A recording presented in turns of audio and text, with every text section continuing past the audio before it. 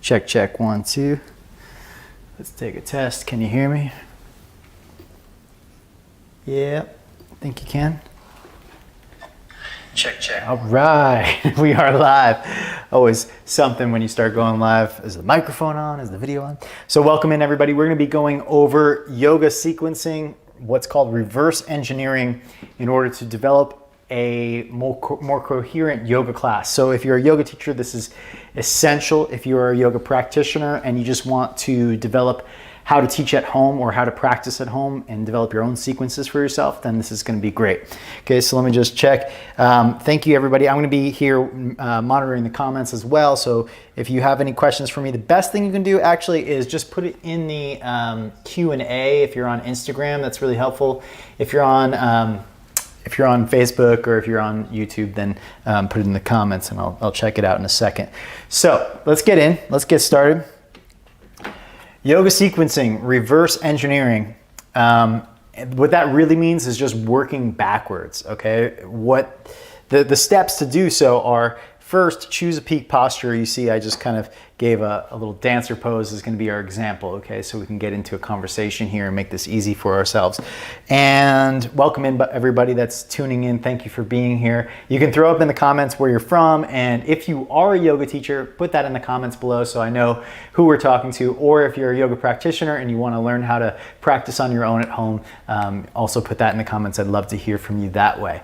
Okay, so step one to reverse engineering a yoga sequence is to choose a peak posture. Now, there are many methods of how you can choose a peak posture for yourself. That's not something that I'm going to get too deep into here. It might be complex, might be hard, but a peak pose, essentially, the way that I explain it in my 200 and 300 hour trainings, is something that, is challenging to the practitioner. And challenge really has to do with balance. Is it hard to balance? Maybe yes, maybe not. Is the required strength, if it requires a tremendous amount of strength, then that could be a peak pose. Required flexibility, that might add to a peak pose. Or proprioception, understanding where your body is in space. So those are the four elements that I really think about when I'm talking about a peak posture, is I assess what's the level of balance. Maybe it's easy to balance, maybe it's hard to balance. What's the level of flexibility required? Can like the normal Joe Schmo non-yoga practitioner do this, or is this something that only the people that are really able to balance on your fingertips able to And then what about flexibility? So we have flexibility, strength, balance, and proprioception, which is knowing where your body is in space. Balance and proprioception can kind of go hand in hand, but they're a little more complex than that when we start getting into all sorts of contorted yoga positions. I'm not really going to get into like the real challenging yoga postures here. I just want to talk about the basic challenging poses that most of you are going to be practicing on a day-to-day basis. The ones that are more functional for your movement and for your health of your body. Something like dancer pose, I think personally, in my experience, is a really excellent posture to teach a number of things. So that once you've chosen a peak pose, and for today we'll use our dancer pose as our example, the next thing to do is to assess the anatomy of the pose. And this is something I go over quite a bit in my 200 and my 300 hour teacher trainings. Now, depending on the level of the teacher training, we go into more specificity based on anatomy. If you're at the 200 hour level right now and you're learning or want to develop your teaching skills to take your anatomy to the next level, there's simple ways of doing this that doesn't require that you're an anatomy expert, and you can still do a really great job at presenting an excellent sequence. I'm going to go over that in a second. But if you're wanting to up-level your game as a yoga teacher with anatomy, biomechanics, and techniques, then you might be interested in my 300-hour teacher training, and that's going to really skyrocket your knowledge base, but also how that you integrate that into your physical body and how you communicate that knowledge with others. So there's all sides of the spectrum: advancing your practice, and how do you actually deliver it verbally so that other people understand it as well. That's part of my 300-hour training, which you might be interested in.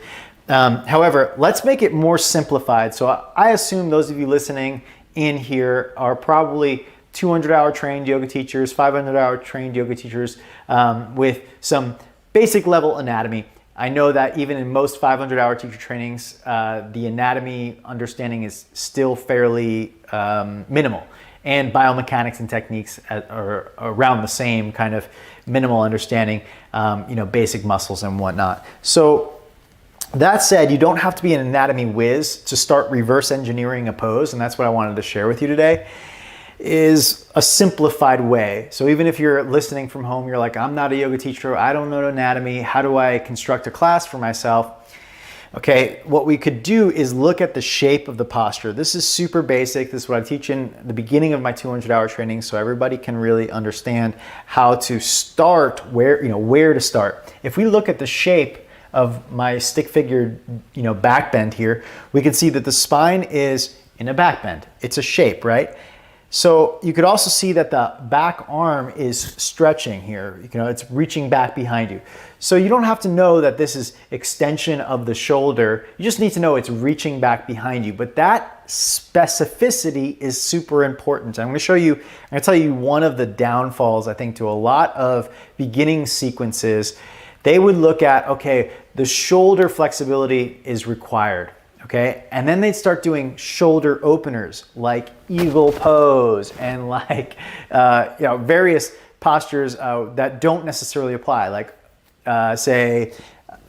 doing, I was thinking of like the melted heart pose, anahata asana, stretching the shoulders that way. But when you think of regular dancer pose, not where you're grabbing over the head, king dancer, not that, but the regular dancer pose, when you're reaching back behind you, instead of thinking about like shoulder openers as a generic thing, think about which way the shoulder is opening as a more specific thing. Now, I can tell you anatomically what needs to stretch here, the deltoids, the pectoral muscles, the biceps. Okay, so these muscles have to stretch for dancer pose to grab the back foot.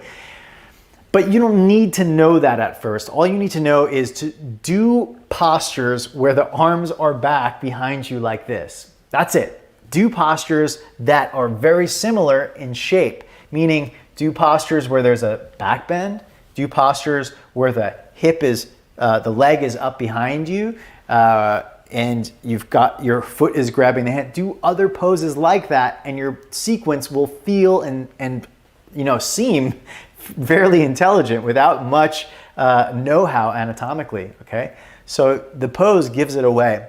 So the next step is, once you've kind of assessed the anatomy of it, and if you do know anatomy, then you're gonna wanna say, okay, this is spinal extension, this is shoulder extension, this is hip extension, and then you might say, well, the bottom leg is in hip flexion, and then you might say, well, if that's what the, if your arm is in shoulder extension, what muscles are lengthening? Okay, then you start assessing from there.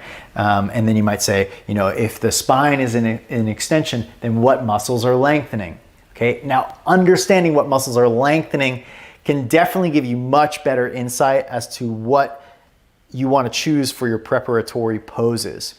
In Chromatic Yoga, which is the school of yoga that I've created that helps yoga teachers with structures and systems of how to become the best, most authentic teacher for themselves, we have something called layering postures. And I always ask my 200- and 300-hour teacher trainees to do what's called layering poses, at least 5. We do about 5 to 7 layering poses. Now this is what I call the substance of the yoga class. It's the heart of your yoga class. Everything around these poses is more decorative. It's more aesthetic, if you will. Obviously it's not aesthetic, but it's more about getting people to move their body, to the heart pulsing, the breath moving. There's just getting people into the room, and all of that is very, very important, but not necessarily to the peak pose. Now these 5 to 7, let's say, postures, if they're really well targeted toward the peak pose, meaning if they're anatomically in alignment with this peak pose of dancer pose, then most people would be able to do just those 5 to 7 poses, no extra vinyasas or anything, and feel very warmed up and ready for dancer pose. So what I'm calling here preparatory poses, I might as well give you the chromatic term we call layering postures, okay? So these layering postures here, I chose just to make it easy for us. Cobra pose. Cobra pose is a back bend. It's one in which it's going to teach you spinal extension. And it's I think a really excellent back bend, in say even better than upward dog, which oftentimes is more like a saggy plank, not so much of a spinal extender. So the way that I teach Cobra Pose, you can scroll back on my IGTV, you'll see my 3-part Cobra that I offered. Again, that's free too, so you can just kind of jump on there. One thing I didn't mention, I was gonna say, when I said free too, if you're interested in like learning more about biomechanics and techniques, I have a whole free technique pack. That's about 20 free videos. And they're tutorials like the 3-part Cobra, how to do down dog without shoulder impingement, should you use your buttock muscles and back bends, things like that. It's gonna educate you on biomechanics, techniques, anatomy. So you get a nice sound education over the course of a month or 2 with me, and I'll be sending you those videos 2 to 3 a week or so if you sign up. And how do you sign up? You go to theyogimat.com, and right at the top there, you're gonna see like name, email, click that. It takes you right to the technique pack. You get started right away if you'd like. And again, over the next, I'd say about 2 months, you'll be getting 2 to 3 emails from me a week. That's an approximate. Okay, so if you want the technique pack, go to theyogimat.com. So let's get back into this, and I'll tell you about the preparatory or layering poses that I chose. So the layering poses that I chose for this Cobra, as I just mentioned, low lunge, or known in yoga terms as Anjaneyasana, Bhujangasana, Anjaneyasana, and then I wrote down here airplane pose with the shoulder opener. So that's like, it's called Dekasana, but with arms interlaced behind you, stretching the hands back as well, because we want to mimic that shoulder opening that we're going to get in dancer pose, not Natarajasana. Okay, we want to mimic that same shoulder opening before we get to the pose. We want to make sure that we're prepped for that. And what I like about Dekasana airplane is you can really emphasize it as a back bend. So you can lift your chest up, you can lift the back leg up. So the whole posterior chain, that means the back muscles, all your back muscles, are active, helping you stay lifted. So again, Bhujangasana, Cobra pose, low lunge, Anjaneyasana. We've got Dekasana with shoulder openers. Then we have Twisted Monkey, which is a pose. Some of you, if you've practiced my immersions with me, you've done that a billion times, right? It's basically Anjaneyasana, a low lunge with a thigh stretch, but opposite hand, opposite foot. So, you know, the left hand grabs the right foot, or the right hand grabs the left foot. So a slight twist to it. Okay, Twisted Monkey, that thigh stretch is so key because you're grabbing your foot before you get to the peak pose. So it's a shoulder opener. It's also a thigh stretch and a hip flexor stretch and spinal extension. So you get basically the pose while being grounded. Okay, so the way that I put these in order here are from, let's say, least challenging to most challenging. Bow pose, in my opinion, being the most challenging. That's the 5th posture. And that's the way, the order in which you would get them in the class. If you practiced with me, that's how you would experience them. You'd feel the least challenging postures first, and some of them are arguable. You know, you might say Anjaneyasana perhaps is easier than Cobra, depending on the audience and what they know or don't know, and what they're used to and not used to. And you know, there's some room for play, but you wouldn't start the class, and I've been to classes like this, with bow pose. Could you imagine like stepping into the class and someone's like, all right, grab your 2 feet and kick your feet back and rise up, bow pose? That's just, for most humans, not really accessible, not really, I would just say it's not an intelligent move. You know, it's not very intelligent to choose that as your starting posture, okay? By the way, thank you everybody that's tuning in. I think on Facebook, if you all are tuning in, I'm just looking at the comments here. If you're all tuning in on Facebook, I think stars is enabled. You can donate if you are enjoying this conversation. On Instagram, I don't know if I have the donations enabled, but thank you everybody for being here. It's nice to see you all in the comments here. A lot of you are interested. If you've got questions, please just throw them up in the question box. Is probably easiest for me. I see there's a lot of spam comments going on, so I apologize for those of you that have to listen to stuff like that. Okay, so let's get back into this. You all can report comments like, you know, this weird person in here that's offensive. You can report the comments and tell them that it's offensive, and Instagram will kick them out. So I'd appreciate anybody handling those. So let's keep going.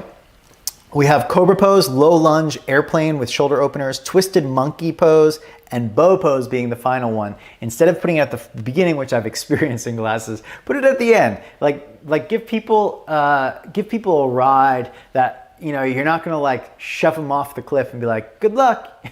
But rather warm them up, walk them up the mountain. Okay, that's my suggestion. And that will lead you to dancer pose. Now you might say dancer pose is perhaps easier than bow pose, and we could assess which one should be the peak posture in this case. Why would dancer pose be harder than bow pose? I'd love for some of you to assess that. Based on the 4 things that I mentioned earlier, we have strength, flexibility, balance, proprioception, understanding your body in space. So which of those 4 do you think is harder because it's dancer pose? I'm sure you guessed it. Balance is harder with dancer pose.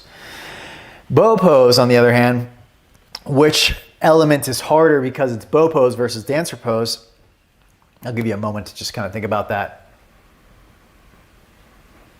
I'd say flexibility, okay? Flexibility is probably harder in bow pose because both arms are back behind you, which pulls the muscles of the chest more open, okay? Like opening the fascial sheath there as well. And both hips are in extension. That's going to be deeper than just one hip and one arm, okay? And in dancer pose, you can kind of cheat it a little bit here and there. Bow pose, there's not much cheating. So flexibility-wise, I think bow pose would be the peak posture and dancer would be the preparatory peak posture. That's another that's another chromatic term that we use. And vice versa, if we're talking about balance, then definitely bow pose is the preparation and dancer is the peak, okay? Because it requires more balance. So some of those things are really up to you and you can play around with it. I've done both. I've done peak postures where dancer is the peak pose. And I've done classes where bow pose is the peak pose, and you can switch them back and forth. Now I've just laid out 5 here for the sake of simplicity so that you understand how the framework I use for creating classes when I'm trying to reverse engineer a class. So starting with something like a peak pose and then working my way backward. Now some of you are more advanced anatomically. In my 300-hour training, I teach, of course, all the anatomy, the biomechanics, and the techniques first, but then we go heavy into sequencing to create very intelligent sequences so that you can give people that experience in their body, that those aha moments, those revelatory moments where they're like, wow, I never knew I could do that. Okay, that requires a little bit above and beyond because it's not just, in this case here, what we did is we just kind of went through basic understanding that this is a shape, and then we mimic that shape more or less. Okay, that's how I teach in the 200-hour level. I really get you understanding those basics because you can create a really powerful experience for people that feels good, it feels educated, it feels like it's going somewhere. There's a lot that this here can take you into, you know, pretty great teaching. I know some world-renowned teachers still just doing this basic thing. In fact, a lot of world-renowned teachers are basically just doing this, okay? So it's a simple format that works really well. Now, to go the next level though, especially if you're working with people with injuries or if you're working with, people that perhaps are more challenged physically, elderly, or if you're working with people that want to get to more advanced postures, then we got to go beyond this system here. Well, actually, we're going to stay with the same system, same structure, but you have to go beyond that anatomically and getting into muscle strength and specificity around which muscles we activate. And that's something I do in my 300-hour teacher trainings. Is first I educate you on anatomy, biomechanics of all the different postures and techniques you could use, understanding the anatomy and understanding the biomechanics, techniques that you can do in order to create those revelatory moments where it's like suddenly you went from I don't know to wow, I totally understand this experience right now. And that's really the goal of my 300-hour training, especially the first part, is that, in, physically speaking at least. There's a lot more to the 300-hour training that. We, of course, go over things like meditation and pranayama and philosophy and, yoga business like social media and how to get yourself out there, create online products, create in-person events and things like that. So the 300-hour has a lot to it, but one of the core things is sequencing really intelligently from an anatomical perspective. So, this is what I want to share with you today. And if you want to go deeper, if you're interested in learning the next steps, check out the 300-hour teacher training. It's going to be starting next month. If you're watching this live, if you're not watching this live, I apologize. There are, let's say, registration times, so enrollment periods. We're about to enter into an enrollment period. Everyone that saw my post today, thank you so very much. The announcement that I was going to make is the next enrollment period is opening tomorrow. So if you are interested in the 300-hour training, certainly send me a direct message. I'll send you the link to get some information, and then I'd love to hear from you about what you're looking to learn. So send me a little message. We'll have a conversation. You and I, literally not some bot or some hired person. You and I will have a conversation, and we'll see if this is the right training for you. Those of you that are looking to do a 200-hour training, I also have that. Sit tight on that. You can send me a direct message as well, and just let me know that you're interested, and I'll let you know when the next one of those starts. But the 300-hour enrollment period is opening tomorrow. So if you're interested in it, send me a direct message. All right, so let's just review what we went over. We went over yoga sequencing, this concept of reverse engineering, and we did a sequence to dancer pose, Natarajasana. And the steps to do that is to go from choosing a peak posture, which was our example today, Natarajasana, to assessing the anatomy of it. And again, you don't have to be anatomy whiz to just see what are my limbs doing? What is my spine doing? And then mimic that. Do a pose, do several poses that mimic that shape over and over again, and it will feel like a really excellent warm-up, well thought out. So of course, if you know anatomy, then you can go into the muscles, what muscles are stretching, what muscles are shortening, what muscles have to be strong in order to hold this pose, things like that, okay? And choose preparatory poses, which is what I just said. Basically, once you understand the anatomy, choose postures that align with that anatomy. So cobra pose, low lunge Anjaneyasana, airplane with shoulder opener, twisted monkey, bow pose. There's so many more that could go in there. I just wanted to give you 5 simple ones. Now, last step to this whole thing would be to now put all of these poses, 5, 7, 8, whatever amount of poses that are really the essence of your yoga class, into a vinyasa style sequence, or whatever your style is. If it's hatha, if it's, who knows. So whatever your style is, you just say, well, we're gonna have a cobra somewhere, maybe towards the beginning, low lunge, a little more towards the beginning, maybe in the warm up or whatever. We're gonna do airplane with shoulder openers. Maybe we do airplane without the shoulder opener first, who knows. We do twisted monkey, we're gonna do bow pose, and progressively put it in throughout the class. Now this could be amongst your sun salutations, sun A, sun B, amongst your warm up, could be amongst your standing poses. So they can really go anywhere amongst, a myriad of postures that can be, ultimately to the student, there's a lot going on in the class, but what you're trying to really zone in on is hitting those key points and really focusing your attention, and any emphasis of any kind of alignment cues, anything that you're going to do is you're going to call the student's attention to these postures in some way. You don't have to say like, this is a prep for the peak pose, but call their attention, make sure they're awake in these postures, because we need their presence in these poses specifically, which will give them the physical imprint of what's to come. It'll prepare them. If they're really present in these poses, they'll be way more ready for their peak pose, dancer pose. All right, so thank you so very much, everybody, for tuning in. I'm gonna just check the comments, and if you want to throw it up in the Q&A, I'm happy to check that as well. So I wonder if I can, yeah, so this person is just ridiculous. I don't know why they're still wasting. Why are you wasting your time in here, offensive person? Makes no sense to me. Okay, so everybody that is interested in going forth with this conversation, if you want to talk about the 300-hour training, the 200-hour training, send me a direct message and I'll be excited to share with you. It looks like we don't have any specific questions, but I want to thank you all for your time. Thank you all for stepping into this Instagram Live today, this YouTube Live for those of you on YouTube, those of you on Facebook. Welcome. I'll also just check my Facebook real quick just to see if anybody has any questions over here or anything you'd like to discuss. I don't see any. There is a comment. I just don't know where that is. Sorry, some things are a little bit confusing on here. Okay. All right, so thank you all so much, and look forward to seeing you on the next one. Take care of yourself and be well.